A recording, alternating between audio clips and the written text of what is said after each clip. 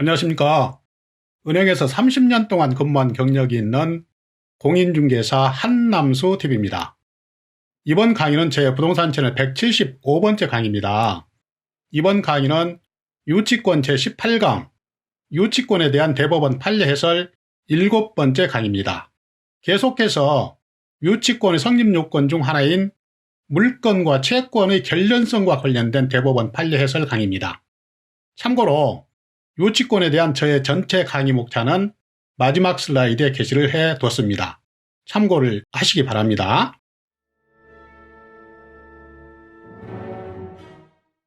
이번 강의의 주제는 수급자, 그러니까 공사업자에게 납품한 건축자재 대금으로 건물에 대한 유치권을 행사할 수 있는지, 여기에 대해서 대법원 판례를 통해서 다음과 같은 목차로 해답을 드리겠습니다.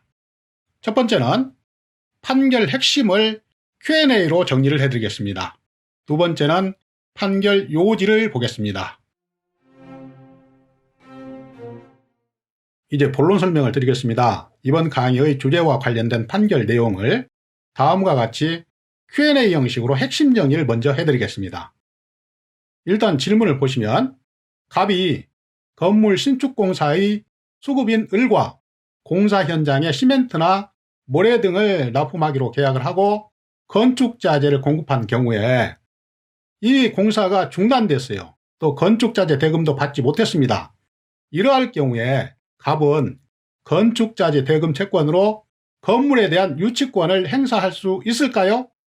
이러한 질문에 대해서 대법원은 다음과 같이 해답을 드리고 있습니다. 그 해답을 보시면 갑의 건축자재 대금 채권은 수급인 을과의 자재 매매 계약에 따른 매매대금 채권에 불과할 뿐이고 건물 자체에 관해서 생긴 채권이 아니므로 건물에 관한 유치권의 피담보 채권이 아니다. 따라서 유치권이 성립될 수 없다.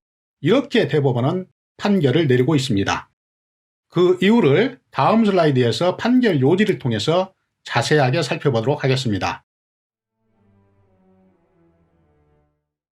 계속해서 두 번째로 판결 요지를 보겠습니다.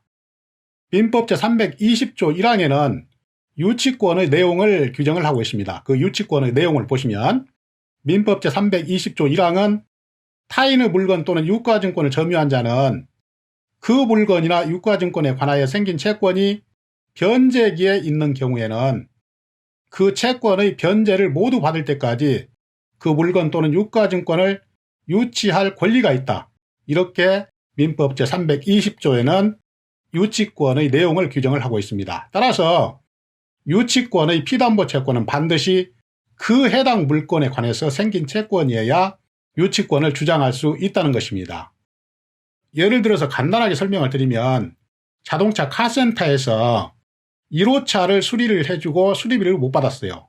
그러면 1호차를 점유하면서 유치권을 행사를 해야지 1호차를 수리한 비용 가지고 2호차를 점유하면서 유치권을 행사할 수는 없다는 것입니다.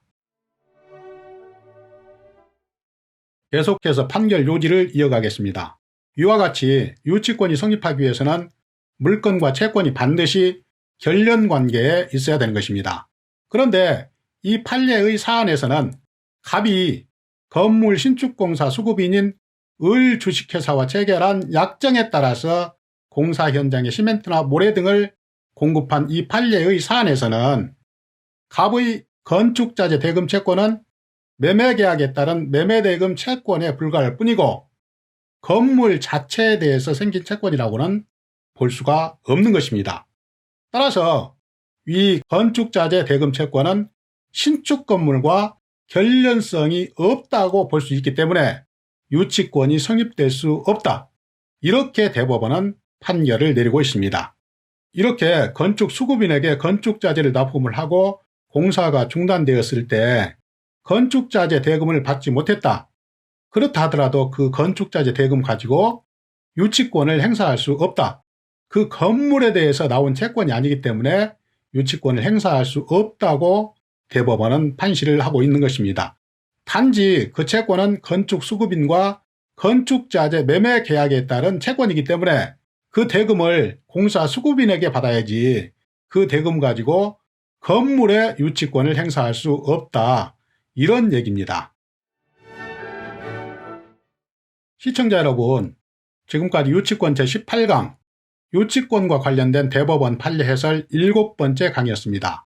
이번 강의에서는 건축자재 납품 채권은 건물과 직접적인 결련 관계가 없기 때문에 건축자재 납품 채권을 해소하지 못했다 하더라도 건물에 대해서 유치권을 행사할 수 없다.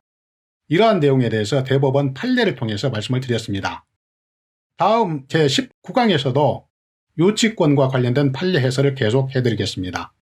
저는 앞으로도 계속해서 부동산 관련 강의, 그러니까 유치권, 법정치상권, 임대차 보호법, 권리분석 및 배당 사례, 부동산 금융 등의 주제로 알차게 강의를 준비해서 계속 여러분을 찾아뵙겠습니다. 항상 건강하시고 다음 강의에서 또 뵙겠습니다. 감사합니다. 안녕히 계십시오.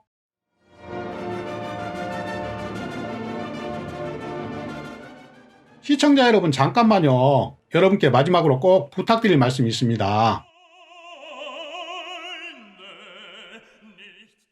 이번 슬라이드는 제가 지금까지 계속해서 강의를 해드린 유치권 이론 강의 목차입니다. 참고를 하시기 바랍니다.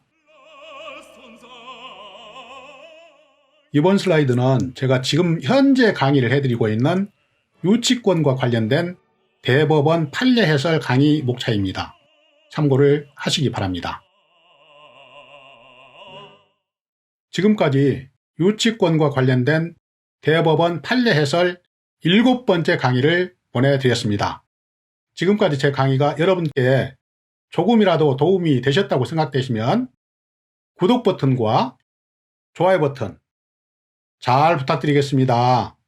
이 구독과 좋아요 버튼은 강의를 하는 저에게 힘의 큰 원천입니다. 마지막으로 잘 부탁드리겠습니다.